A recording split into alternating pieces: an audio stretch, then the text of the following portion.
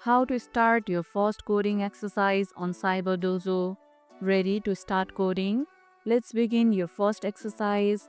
From your dashboard, click Exercises, then choose the exercise you want to try. Click Start Exercise and CyberDojo will open a new workspace with an editor, instructions, and test output area. Read the instructions carefully before writing your first line of code. When you're ready, type your code in the editor panel and click Run Test to check it. CyberDojo will show which test passed or failed so you can improve your solution.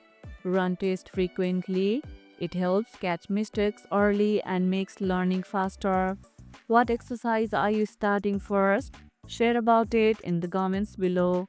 And that's how you can start your first coding exercise on CyberDojo.